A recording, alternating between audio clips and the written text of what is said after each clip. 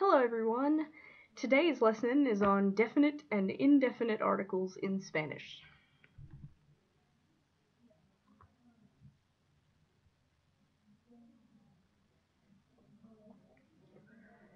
So, just a quick review of what an article is, because some of you may have forgotten that from your English classes. An article is a kind of adjective which is always used with and gives some information about a noun. So you would never use this particular kind of adjective without a noun, right? Some examples of articles in English would be a, an, and the. The is what is called a definite article. It points out a specific thing or things. A and an are called indefinite articles. They do not point to a specific thing or things. For example, get me a pencil is different than get me the pencil. Get me a pencil implies that I don't care which pencil you get me, any pencil will do. And get me the pencil implies that either A, there's only one pencil, which makes it a specific pencil, or that I really want you to get me just this one specific, really important pencil.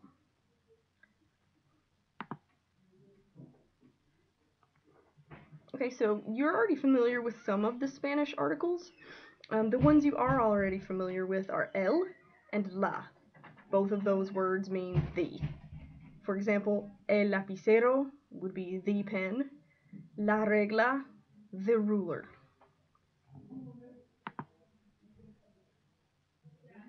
You should also remember that both el and la have plural forms, which are to be used when you're talking about more than one thing.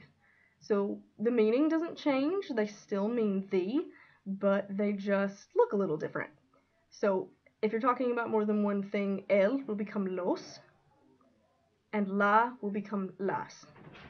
For example, el lapicero, one pen, becomes los lapiceros, the pens.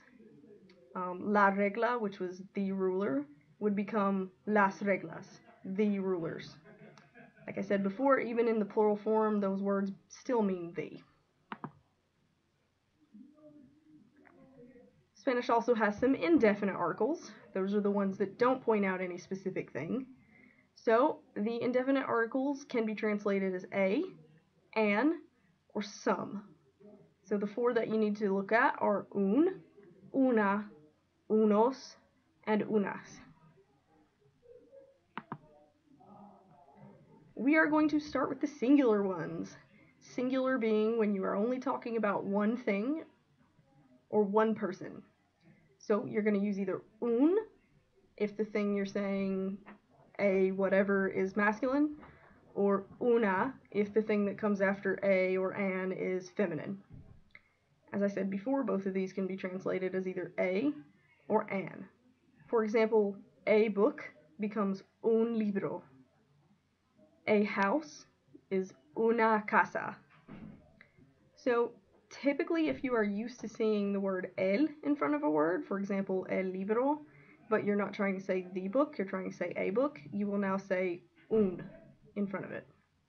If you're used to seeing la in front of a word, then you will use una. El masculine, un masculine, la feminine, una feminine.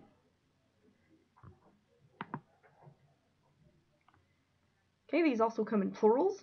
So if you're talking about more than one thing, you cannot use un or una, you have to instead use unos or unas. Unos is the masculine, unas is the feminine.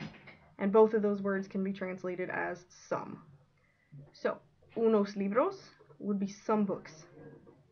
Unas reglas, some rulers. So if you would normally put los in front of a word, and you don't want to say the, you want to say some, you will now say unos. If you would normally put las in front of the word, and you don't want to say the, you want to say some, you will now put unas in front of the word. Here are some examples. Carlos tiene un lápiz. Carlos has a pencil. María es una chica inteligente. Maria is an intelligent girl. Yo tengo unos lápices. I have some pencils. Mis amigas son unas chicas inteligentes. My friends are some intelligent girls.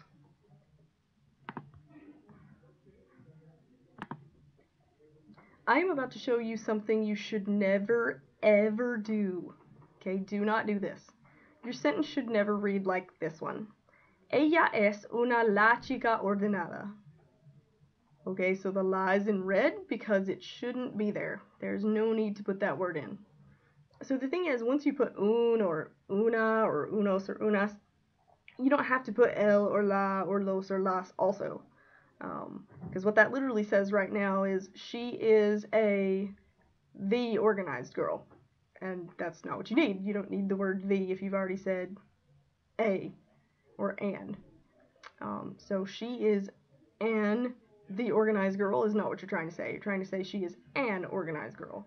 So take out the la. You would never use un and el or una and la together at the same time.